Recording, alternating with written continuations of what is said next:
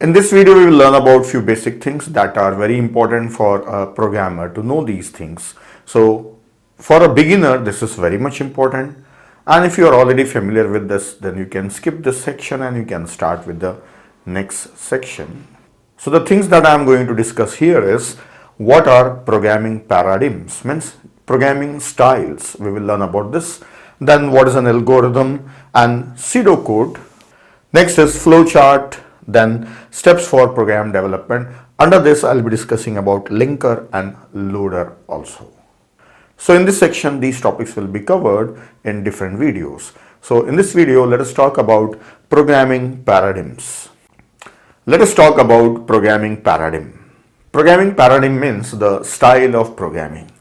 Right from the beginning of computer sciences, that is from the beginning of programming languages, high-level languages, there are various styles adopted. Based on the development and the new trends have been adopted in programming styles. So few of them I am discussing here that is helpful for us to understand the programming approach of C++. Let us understand this. See, these are the type of paradigms I am going to discuss about. First one is monolithic programming, then modular or procedural programming, then object-oriented, then aspect-oriented programming. So right now, today, we are following aspect-oriented programming. We are following this approach. And then the beginning, it was monolithic. So how the changes has occurred and what are the differences between them, we will study about them one by one. So I'll remove this and start. So already I have some examples here for explaining paradigms. Let us start and pick up one by one and study them. First one is monolithic programming. This means the entire program code, source code, will be a single piece, single file or single body. This was the early programming, the beginning of programming. So example, BASIC is one of the language that is old programming language. This used to follow monolithic approach. In one of the video I said that a program contains two things. In the beginning videos I have said one thing, program contains data and instructions upon that data. So if I list it here, two things are there, data and instructions. So in monolithic programming, everything is mixed, everything is mixed. These are the lines of a program. I have just drawn lines here. I have not written the code, program code itself. Assume those are the instructions in a program. So this is monolithic. Let us understand the problems with this one. See, if everything has to be in a single body, so it is just like one-man show. A single person has to do everything, right? So how many people can write this program? Means together, how many programmers can write? Only one programmer. What is the length of a program? It can be growing. If it is growing more and more, it becomes difficult for a programmer to finish it. If it is very lengthy, then it may take weeks or months of time for development. And if there is a single error in one line, then the whole program is useless. So if you remove that line, then the program is correct. So that's how the dependency is. It cannot be broken down into pieces, so it cannot be done as a teamwork, so only one programmer has to do it. So it is just like a painting. Only one painter can paint it, right? So multiple painters or team of painters will not make a painting. So that's why programming was thought as an artwork in the beginning. So the reason the style of programming was monolithic. So everything is a single block or a single piece. Then as the new languages started evolving and the requirements started changing and the computers were commonly used, then there was a need to develop the big size program which needs a team of programmers. So modular programming was introduced. So what is this? So comparison with this one I'll explain. See, when everything is written here, maybe few lines are there that are used here and the same lines are written here also. So why to write those two lines those same line multiple times? Why can't I write them at one place and use it multiple times here? Like function 1, I will call it as function 1, and here if I want it more than one time, I will call the function 1 once again. I will call it once again function 1. So this is what writing the same piece of code and reusing. So the first thing is reusing. We can reuse the code here. So what does a function do? Function performs a smaller or specific task. This is performing a major task, which is a collection of smaller tasks. So the idea here is that you can break that major task into smaller tasks, and you can define smaller tasks as a function. So each is a function. Suppose you are conducting an event like an exhibition if you're hosting at your place, at your college, then you may have to do a lot of other things, right? Making arrangements, inviting people, right? So a lot of other things are required. So you can divide the work, and you can do it as a teamwork. So an event can be organized by group of people, not just one person.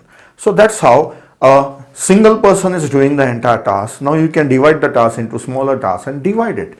And that's it. So each small task is a function. So that are called as modules or procedures. So we can make them as functions or procedures.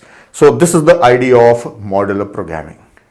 Now, one more example I'll give you here. Procedural programming means if a person is running a shop, he alone takes care of the shop. So cleaning of the shop, opening of the shop, and dealing with the customer, purchasing and maintaining inventory, everything he takes care, right? So single person handling the complete business. So it is possible for a small business. Now here a bigger business. So bigger business required manager and workers. So let us say function is a worker, another function, another worker, and so on. Now he is manager. He knows who should do which job and he will use them here. Manager doesn't do anything by himself. He will make use of the people, right? People know how to do the work. So functions will perform the task, and the main function will organize all those functions together and uses those functions to perform a bigger task. So manager in a business. So when the business is bigger, you need a team of workers and a manager. So this is the change in the approach, right? Now what are the benefits? Benefit is, once you write the function, you use it in your program, this program, or also you can use it in other program, and even you can share it with other programmers in other projects. So reusability of code. Once a function is written, it can be used a number of times. Second benefit, a team of programmers can develop it. Suppose 5 programmers, each will be developing one function, and one of the programmer will make a main function. So all the functions, if you have some 50 functions, 10 functions can be given to the programmers, and one of the programmer can integrate all of them. So a team of programmer can work, functions can be developed individually. That is the benefit. So this has increased the development of programs or softwares, this procedural programming. And the language which became very famous in procedural modular programming is C language. Then next, this is the same example. Just a little bit more information is there. Let us see this. See here, functions are set of instructions for performing a specific task. This is for performing a specific task, performing operations and completing a task. Operations on what? Data. Where is data? Data is organized here in the form of a structure. In C language, we can define structures where we can group the related data together. So this is the data and these are the functions. And if you observe, these functions are meant for that data only. They are meant for this data only, right? So main function is having data and the functions that are acting upon that data. So this is the finer method of writing C language programs, where structures and the functions. This is the same thing only, modular programming. Now next is object-oriented programming. Let us come to this. So from here I can explain you that. This is the data. These are the functions meant for this data. So what they are doing outside, why don't you include them inside this one only? So yes, if you see here, classes. Class contains data and the functions upon that data. Everything is inside the class. This is a complete class. This is a class. Everything is inside the class. So this is a new approach.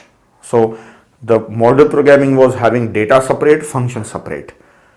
And in object orientation, we say that you keep the data and the functions related to that data, you keep them together only and define it as a class. So This approach is object oriented, and we can create the object of that class and we can call the function.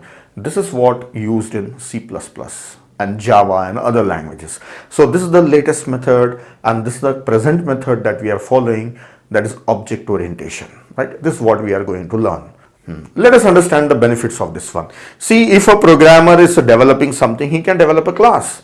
So that class contains data and the operations all together. So the entire complexity is within the class only. So one programmer will deal with that complete complexity. So this work was distributed at a smaller level. This work is distributed at a major level. This was reusable, function was reusable. This is class is reusable. The data and the functions together are reusable. That is the benefit. So this is little higher level of abstraction. Now one last point. What is the difference between these paradigms? If you observe, what we want to do remains the same. What the software should do remains same. What's the logic remains same. Only what is changing? The way you organize your program code is changing. This is everything was at same place. This is divided into function. This is divided into date, structure and function. This is in the form of classes. So if you see the differences, suppose a person is running a hotel that is giving or serving food to the people, hotel. Now one person is making everything. It's a hotel only. And a team of people are there who are running a hotel. So it's a hotel business only. Everything is same. That same food is served and the customers are also same type. Everything is same. This is more organized. This is more organized. So only the way is how the hotel is working is changing. Purpose of hotel and the results of hotel is same. So same way, if you are writing a program, you follow this approach or that approach, the outcomes of the program will be same. Only the difference is if you look inside the program, the way the program is written is different. So this is not for the users of the program. This is for the programmers itself. These paradigms are useful for the programmers to make programming easy.